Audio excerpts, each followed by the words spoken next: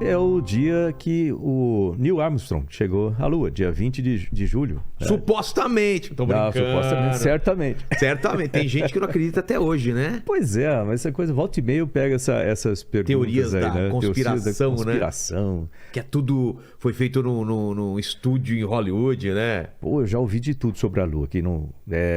A questão que a Lua é oca também, umas coisas assim. Tem umas teorias doidas assim desse negócio. A Lua oca? É, E lá você nunca dentro viu tem isso? alguma coisa, não? É como se fosse uma espaçonave, algo assim. Ah, tem um filme agora que é sobre isso. Isso, esse filme saiu. Eu não Moonfall. lembro o nome do filme, mas tem esse Moonfall. negócio. Moonfall, exatamente.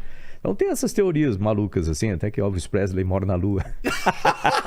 Ele e o Michael Jackson. Michael Jackson e o Paul McCartney, né? O original que morreu. É, o original, né? Porque agora que tá uma Agora cópia, tem a sósia, né? é. Tem a sósia. Caramba, mas o pessoal tem uma Você se imaginação diverte boa, com né? essas coisas? Ah, volta e meia aparecem essas perguntas todas. Aquele lance do lado escuro a face escura da Lua. Porque tem uma face que nunca tá virada pra gente mesmo? Tem, por causa tipo um acoplamento que existe entre os dois corpos, né? Entre a Lua e a Terra.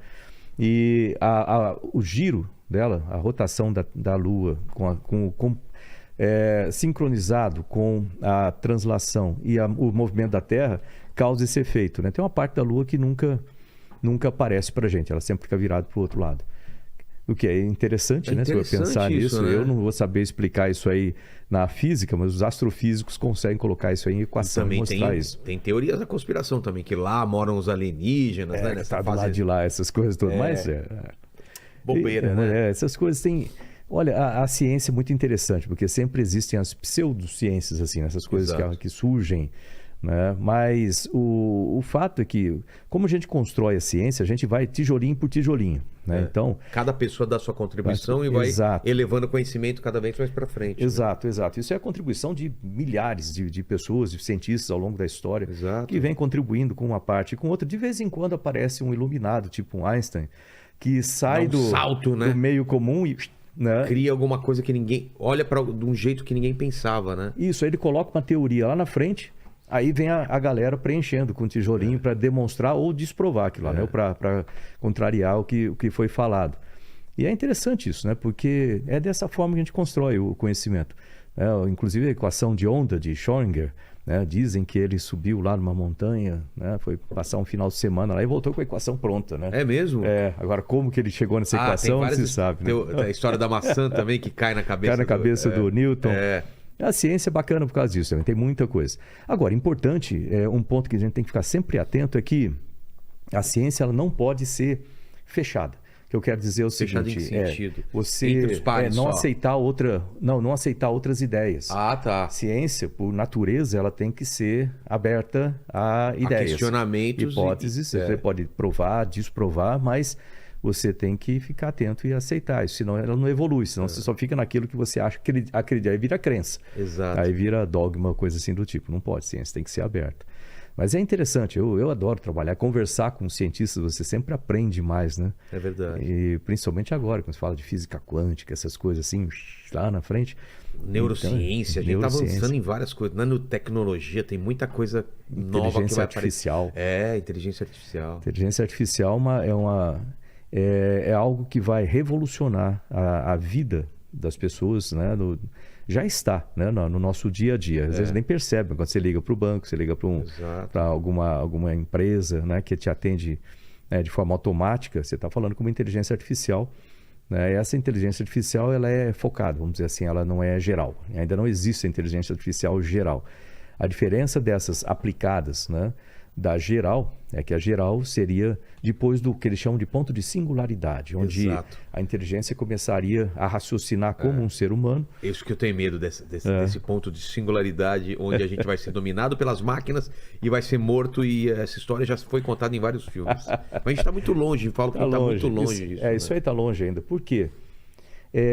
O que acontece é que o que nós temos hoje é um trabalho feito durante décadas, baseado principalmente em software.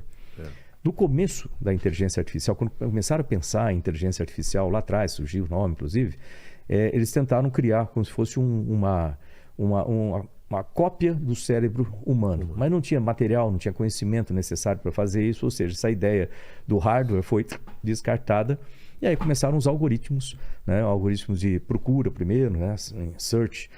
Você vê que a Google utiliza um algoritmo desse tipo e foram aperfeiçoando, entraram as redes neurais de uma série de aperfeiçoamentos em redes neurais primeiro, com balanceamento de nós e aprendizado supervisionado, que a gente diz, você sabe onde você tem que chegar, você coloca uma hipótese para a máquina, ela vai, calcula e te dá uma resposta. Aí você compara aquela resposta com o que é esperada, Exato. Aquilo retrocede no sistema e faz balanceia novamente os nós, né? E aí até chegar no resultado. E a máquina vai aprendendo de forma supervisionada. Aí depois veio, né, não supervisionada, já começa a ter uns resultados diferentes. Depois Deep Learning, né, com várias camadas, vamos chamar assim. E vem evoluindo de uma forma muito rápida. Hoje em dia o pessoal já trabalha com a parte de hardware, porque agora conseguiu a tecnologia para isso. Então existem, por exemplo, circuitos, vamos chamar assim, os chips ali, né? Que não são, a gente está acostumado com um circuito tipo um Intel Inside, que você vai, aquilo lá é desenhado. Sim, né? Aquela plaquinha toda com os caminhos, né? E aquele circuito, né? Aquele chip ali, ele foi desenhado exatamente onde fica um transistor, onde fica assim vai.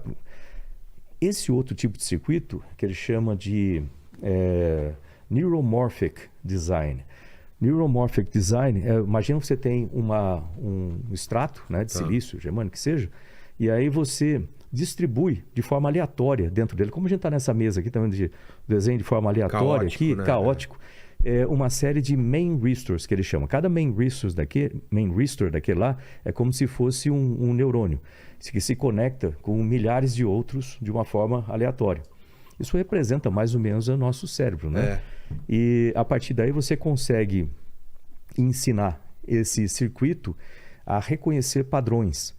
E aí ele forma as redes neurais, reforça as redes neurais. E ele vai aprendendo e vai evoluindo com essa... Por reforço, com a mente da gente, por associação e reforço. Ele não entende que aquela imagem é um gato. Ele começa a comparar e a gente vai falando, isso é um gato, isso não é. Aí ele vai aprendendo. E vem vários inputs a respeito daquilo, o ruído que um gato faz, a forma como ele anda, o formato da orelha, assim por diante.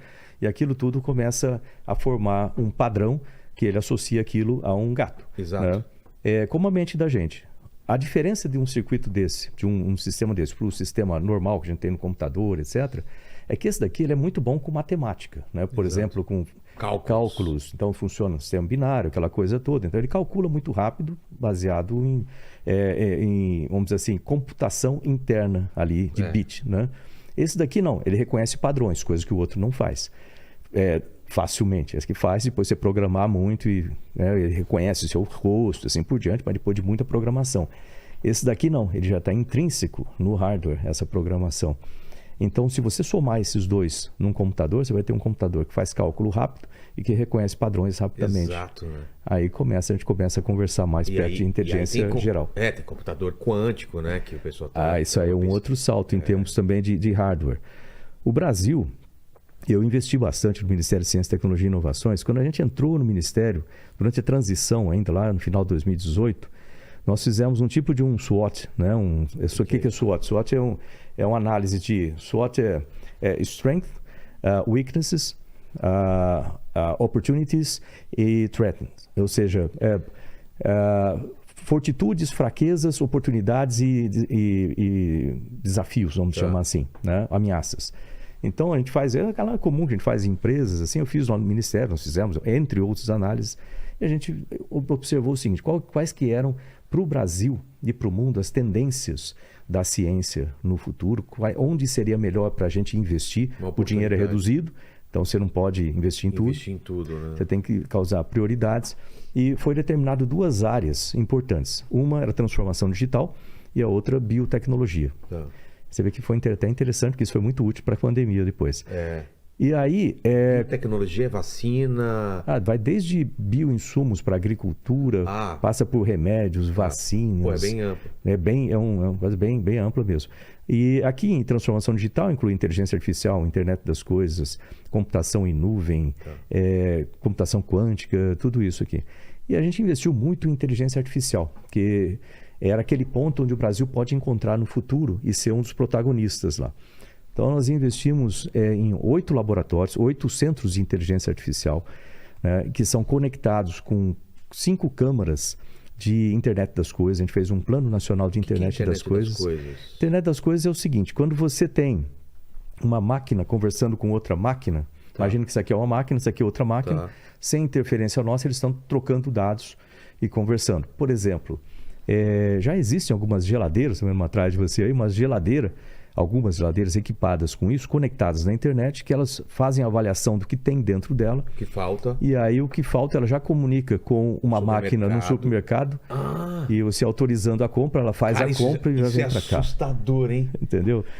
A geladeira começa a fazer compra por você, mano. Aí você tá aí louco. Você vai lá, cadê o chocolate? Ela fala assim, você está muito gordo. Você está muito gordo, cara. Ela, olha só, cara. Mas sabe o que eu tava pensando? Imagina, juro pra você, acabou de me dar vontade de tomar água de coco. Certo. Imagina se eu chego em casa e tem água de coco. Não, mas vai chegar nesse ponto. Cara, você gosta de água de coco, ela percebe que acabou a água de coco, ela mesmo já vai pedir. Não tá longe isso daí, não. Mas de acordo com o seu consumo, então você vai perceber o que você gosta mais, gosta menos. Ou uma busca na internet. Ela tá conectada com o seu celular. Você começou a buscar água de coco ou, sei lá, um produto novo, ela já vai perguntar quando você chegar em casa, você quer que eu compre? Achei um preço bom de tal coisa. Fala, compra pra mim. Aliás, esses sistemas que a gente tem hoje, Google, Apple, etc., eles fazem isso. Já? Baseado nas suas pesquisas, ele já consegue saber o que você prefere, o que você está entendendo. Por isso que se você, inclusive, falar com a Siri lá da Apple ou do Google, né? Aquele, como é que fala? No Google do Android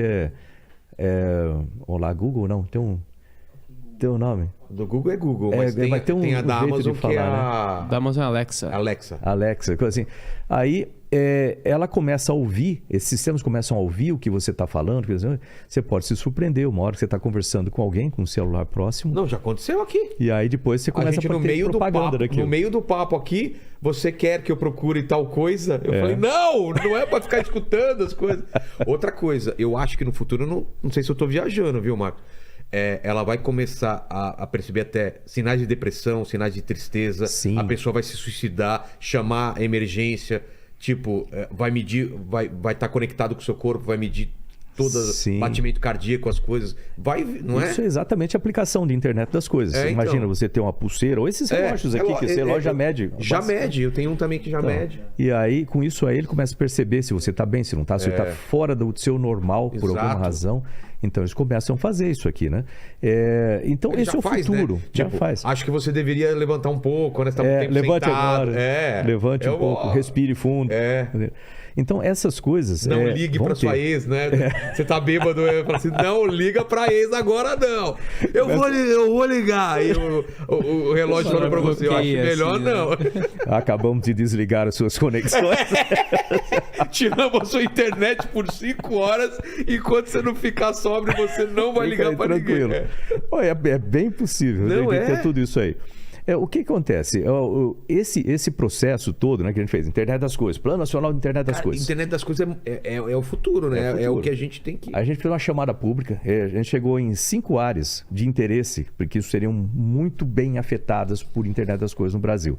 Era indústria 4.0, saúde 4.0, e cidades inteligentes e agricultura 4.0. Depois entrou o turismo 4.0 também. 4.0 que você fala, por que é 4.0? 4.0 tem a ver com a revolução. Das... Essa é a quarta revolução. Na quarta revolução. Aí, baseado nisso, a gente criou esses 8 centros de inteligência artificial, 6 deles conectados nessas câmaras e 2 deles extras, vamos chamar assim. Sim. Um pensando em segurança cibernética, focado em segurança cibernética, e o outro em fronteiras da inteligência artificial. Por quê? Fronteiras para a gente não ficar atrás, a gente tem que ficar na frente. Eu coloquei o Brasil no GPA. GPA é o Global Partnership for Artificial Intelligence. Parceria global para a inteligência artificial. E o Brasil faz parte do conselho diretor disso aí. A gente evoluiu até lá. Eu era o representante lá. E enquanto ministro. Atrás? Não, nós estamos bem na frente, inclusive. Em termos de transformação digital, o Brasil é um dos primeiros no planeta, né? É mesmo? É bacana saber dessas coisas. Mas assim. o que, por exemplo, que a gente está... Essa transformação digital inclui a utilização de diversos serviços, inclusive inteligência artificial, mas também colocar online muitos dos serviços públicos, as empresas também transformando seus serviços e operações né, utilizando digital, tecnologias digitais. Então, com isso, o Brasil evoluiu. Isso aí é uma avaliação que não é feita aqui, obviamente, é feita pelo Banco Central e por outros organismos. Está bem, então, na fita. Está muito bem. O que significa isso? Significa que por que eu fiz isso aí no Ministério? Para o Brasil não ficar atrás, para a gente chegar lá na frente. E nós temos profissionais muito bons nesse sentido aqui. Mas temos uma falta muito grande de profissionais também.